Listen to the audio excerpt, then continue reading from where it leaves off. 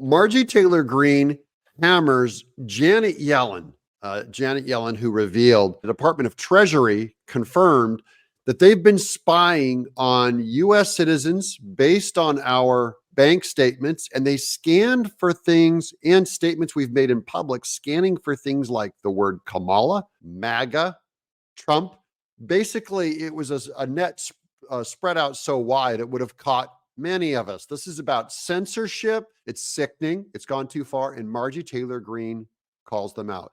Welcome to Doug in Exile. We're going to expose these frauds right now for the kind of communists that they are. And Marjorie Taylor Greene spells it out for why they're actually being communist. Let's watch. The Treasury Department has confirmed it did surveil conservatives back in 2021. So this is the Treasury Department admitting that they surveilled conservatives. Now, all of us knew this was happening because you started feeling like, you started hearing like clicks on your phone. You get, your hackles get raised up.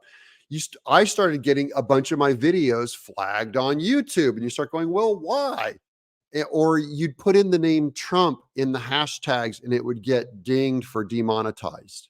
And then you'd remove it, the hashtag Trump, and it would get monetized. I did the same thing with Carrie Lake. So these people have been hunting us. Secretary of the Treasury, Janet Yellen, sending a letter to Senator Tim Scott. This was after his questioning of her earlier this week, claiming it was all in response to January 6th and continued until mid-February 2021. Now, this timing is important because what the Democrats do is they create a hysterical event completely invented. And that is that January 6th was an insurrection-y event. Now, I didn't participate in January 6th, and yet we all get hunted. See, we all get the fallout, but they need the excuse of January 6th to allow them to draconian spy, draconian shut down businesses, never let a crisis go to waste. Remember that under the Obama administration said, never let a crisis go to waste. That is, they were going to weaponize J6, and they have. They've done far more damage. The Democrats have done far more damage with the accusation of J6 than what anyone did actually on J6. And some of the terms that involved were words like Kamala, Trump, MAGA, Biden, Schumer, and Pelosi. Even using words like going after Schumer and Pelosi. That is, anything that you say negative about them, about sweet, dear leader Pelosi, they could shut down your channel. The Democrats are straight up communists. And I love her just being blunt enough to say that, because there's very few Republicans that are willing to just flat out call them communists. And now she explains what she means. They have abused their power, spied on the American people, not only combining this, looking into people's bank transactions, but think about the way they censored people, threw people off of social media. They used every ounce of power that they had, and it was all for political reasons. And we know it's for political reasons because they never threw people off of social media or hunted them. Democrats, that is, a Democrat would be doing videos, say, about Nancy Pelosi and Chuck Schumer. And so their flags would have flagged and caught those channels, but none of them got shut down.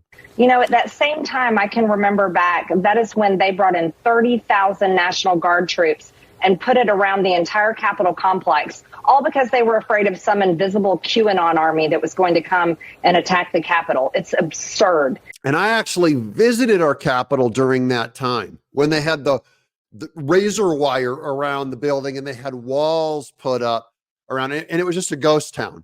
It was complete fakery. They invented this giant supposed attack that Trump's coming to keep going like, why are there 50,000 troops around Washington, D.C.? They're not needed. They were sitting there just sitting around, mulling around places in tents, freezing in the cold. There was no reason for them to be there. It was all optics. It was all meant to send a message because they knew that they'd be marketing this thing all the way through, even this election season, that Republicans are mega, MAGA dangerous, militarized, in trouble, watch out, they're spooky. And the people, well, the people have heard it one too many times. The boy who cried wolf. But you think about this. Remember all the BLM riots? Remember the Antifa riots? Remember all the damage that they did attacking federal courthouses, police officers, burning 93 police vehicles, $2 billion in damage all across communities.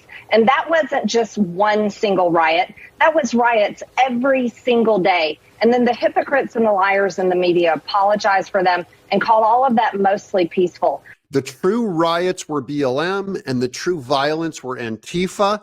We had it even here in Nashville.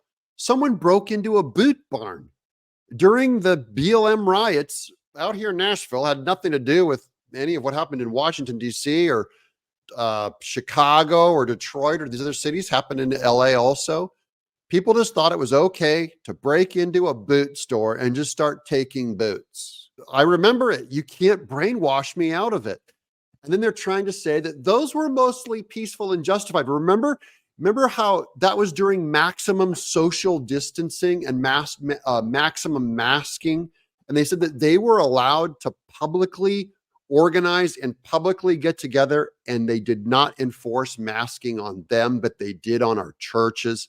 See, this was all politics. That's what bugs me. That's what bugs the American people. And that's why we're coming for them at the ballot box this coming election. We're putting Trump back in office. And we really have got to take our country back. And that's going to happen in 2024. 100%, guys. Watch it. It is coming. Let's keep going. No one is ever held accountable. And it's infuriating. People are so sick of no one being held accountable. When we couldn't impeach Secretary Mayorkas last week, we lost that vote because it was a tie between Republicans and Democrats, and 3 Republicans voted with the Democrats to protect Alejandro Mayorkas. Elections have consequences. We're not going to vote for rhinos. We're going to vote for conservatives once again, because we have to take the House, the Senate. We have to keep packing the Supreme Court, and we have to get the presidency.